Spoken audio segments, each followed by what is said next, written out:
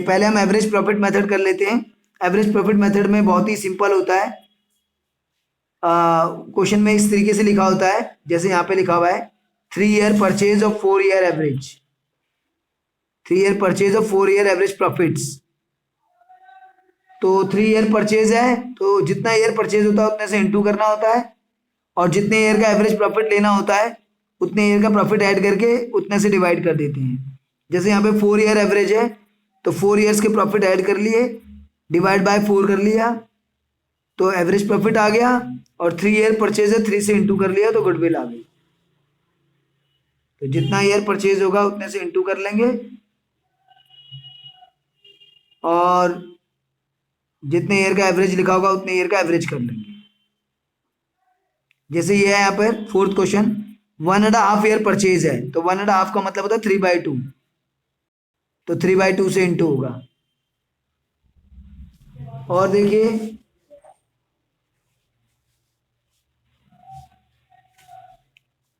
ये है question number 5 है। इसमें हमें 2016, 17, 18, 19, 20 के प्रॉफिट दे रखे हैं। 2016, 17, 18, 19, 25 ईयर्स के, और उसने बोला गुडविल निकालनी है 4 year purchase, goodwill 4 year purchase से निकालनी है, और लास्ट 4 ईयर का एवरेज और लास्ट 5 ईयर का एवरेज जो भी ज़्यादा होगा उसके बेस पर। तो जब आप लास्ट 4 ईयर का एवरेज करोगे तो 20, 19, 18, 17 लोगे, ना कि 16, 17, 18, 19। लास्ट 4 ईयर तो रिवर्स जाओगे ना, तो लास्ट 4 ईयर में आ गए 17, 18, 19, 20, इनका एवरेज कर लो, और लास्ट 5 ईयर में पाँचों आ गए, इनका एवरेज कर लो। तो इनमें एवरेज किसका ज़्यादा आ रहा है? लास्ट 5 ईयर का एवरेज ज़्यादा आ रहा है या लास्ट 4 ईयर का एवरेज ज़्यादा आ रहा है? तो लास्ट 4 ईयर है 14,125, लास्ट 5 ईयर का एवरेज है 14,100, तो लास्ट 4 ईयर का एवरेज ज़्यादा है। तो जो एवरेज ज़्यादा है उसके बेस पे गुडविल निकालने को उसने हमें क्वेश्चन में कहा था, 4 year purchase of average profit of last 4 और 5 years whichever is higher. तो लास्ट 4 ईयर का हायर है तो उसके बेस पे 4 ईयर परचेज हमने कर लिया, तो हमारा गुडविल आ गया 56,500। इसके बाद है हमारा weighted average profit method. Weighted average profit method में हमें वेट्स गिवन होते हैं कि किस ईयर के प्रॉफिट्स के क्या वेट्स हैं, उन वेट से हम प्रॉफिट्स को इनटू करते हैं। जैसे क्वेश्चन नंबर 14 है, इसमें 16, 17, 18, 19, 20 के प्रॉफिट्स गिवन है, और वेट्स गिवन है 1, 2, 3, 4, 5। तो ये देखिए 16, 17, 18, 19, 20 के प्रॉफिट लिख लिए, वेट्स थे 1, 2, 3, 4, 5, तो 1, 2, 3, 4, 5 से इंटू कर लिया, जिस ईयर का जो वेट है उसको उससे इंटू कर लिया, फिर इंटू करने के बाद जो आया उसको सम कर लिया, फिर वेटेड एवरेज प्रॉफिट निकाल लिया। कैसे निकालते हैं? जो इंटू करके आया उसको सम किया, वो हो गया टोटल वेटेड प्रॉफिट, और अपॉन में वेट्स का टोटल, तो 5, 4, 9 एंड 3 12 और 2 14 और 15, वेट्स का टोटल 15 है, तो अपॉन में 15 हो जाएगा। तो प्रॉफिट्स इंटू वेट्स करोगे तो वेटेड प्रॉफिट आएगा, उसको सम करोगे तो टोटल वेटेड प्रॉफिट आएगा, और उसको वेट्स के टोटल से डिवाइड कर दोगे तो आपका वेटेड एवरेज प्रॉफिट आ गया 23,200। और इसमें 3 ईयर परचेज है तो 3 से इंटू कर दिया। तो ये होता है भाई वेटेड एवरेज प्रॉफिट मेथड, जिसमें हम क्या करते हैं, वेट से इंटू कर लेते हैं प्रॉफिट, वेटेड प्रॉफिट, फिर वेटेड प्रॉफिट का टोटल डिवाइड बाय वेट्स का टोटल, तो वेटेड एवरेज प्रॉफिट, और फिर जितना ईयर परचेज है उतने इंटू कर देंगे तो गुडविल आ गई हमारी।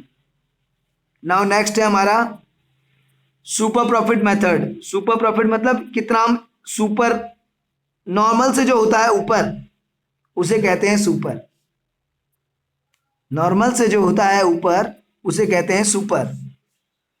तो भाई देखिए यहाँ पर क्वेश्चन नंबर 17, जो ये कैपिटल है हमने ये लगा रखी है 10 लाख की, 10 लाख की कैपिटल है, और मार्केट रेट ऑफ इंटरेस्ट है 15%। मार्केट रेट ऑफ इंटरेस्ट मतलब नॉर्मल रेट ऑफ रिटर्न आप कह सकते हो, 15% है। तो 10 लाख की कैपिटल पे 15% यानी कि 1,50,000, ये हमारा होना चाहिए नॉर्मल प्रॉफिट। कैपिटल 10 लाख है, नॉर्मल रेट ऑफ रिटर्न 15% है, 10 लाख का 15% 1,50,000 नॉर्मल प्रॉफिट्स। एवरेज प्रॉफिट्स के लिए हमें लास्ट 3 ईयर्स के प्रॉफिट दे रखे हैं, तो हमने लास्ट प्रॉफिट ऐड कर लिया, डिवाइड बाय 3 कर लिया, तो लास्ट 3 ईयर्स के प्रॉफिट ये रहे, इन तीनों को ऐड कर लिया, डिवाइड बाय 3 कर लिया, तो 3 ईयर का एवरेज प्रॉफिट आ गया हमारा 3,60,000। ये हमारे एवरेज प्रॉफिट है 3,60,000, और नॉर्मल प्रॉफिट हमारे 10 लाख का 15% 1,50,000। इन दोनों का जो डिफरेंस होगा वो होगा हमारा सुपर प्रॉफिट। इन दोनों का जो डिफरेंस होगा वो हमारा सुपर प्रॉफिट होगा। ठीक है भाई, तो ये देखिए आप, तो average profit minus normal profit से सुपर प्रॉफिट आ गया आपका 2,10,000। और जब सुपर प्रॉफिट आ गया तो जितने ईयर परचेज बोला 2 ईयर परचेज है क्वेश्चन में, तो 2 से इंटू कर लिया, तो गुडविल आ गई आपकी। तो वेरी सिंपल, जो नॉर्मल रेट ऑफ रिटर्न दिया है उससे कैपिटल एम्प्लॉयड को इंटू कर दीजिए, उतना परसेंट निकाल लीजिए कैपिटल एम्प्लॉयड का, नॉर्मल आ जाएगा। एवरेज तो डायरेक्ट गिवन होगा, या तो 2 या 3 ईयर्स का प्रॉफिट गिवन है उसको एवरेज कर लिया आपने, एवरेज आ गया। फिर average profit minus normal profit कर लीजिए, सुपर प्रॉफिट आ गया, और फिर जितना ईयर परचेज है उससे इंटू कर लीजिए। तो अब ऐसी क्वेश्चन 18, 19, 20 ऐसी है। 21 में है एवरेज प्रॉफिट 36,000 है, लेकिन पार्टनर की रेम्यूनरेशन भी है 6,000 की, तो एवरेज प्रॉफिट 30,000 लेंगे, ये पॉइंट है उसमें। एवरेज प्रॉफिट 36,000 है, लेकिन 6,000 की पार्टनर की रेम्यूनरेशन भी है, तो वो हटा देंगे, तो एवरेज प्रॉफिट 30 हो गए।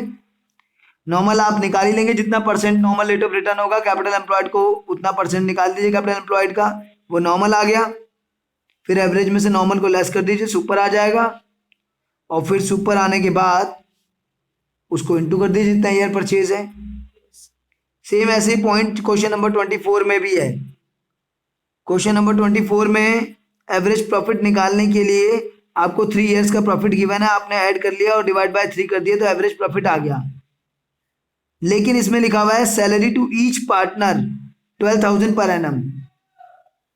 12,000 पर एनम जो है हर पार्टनर को सैलरी है, और 2 पार्टनर हैं, तो 12 टू जो 24,000 पार्टनर की सैलरी माइनस कर दीजिए, तो एवरेज प्रॉफिट आफ्टर सैलरी आ जाएगा। तो ये वाला एवरेज प्रॉफिट कंसीडर करना हमें आफ्टर सैलरी वाला। पहले हमने जो करके और जितने ईयर्स है उससे डिवाइड कर दिया, तो एवरेज प्रॉफिट आ गया। फिर एवरेज प्रॉफिट आने के बाद हमने सैलरी माइनस कर दी पार्टनर्स की, 12,000 ईच पार्टनर की है, तो 24,000 माइनस कर दिया 2 पार्टनर्स हैं, ये एवरेज प्रॉफिट है। फिर नॉर्मल तो जो क्वेश्चन में नॉर्मल रेट ऑफ रिटर्न और कैपिटल गिवन है उसके हिसाब से निकाल लीजिए, और फिर दोनों को लेस कर दीजिए सुपर प्रॉफिट, और फिर जितना ईयर परचेज है उससे इंटू कर दीजिए, तो गुडविल आ जाएगी आपकी।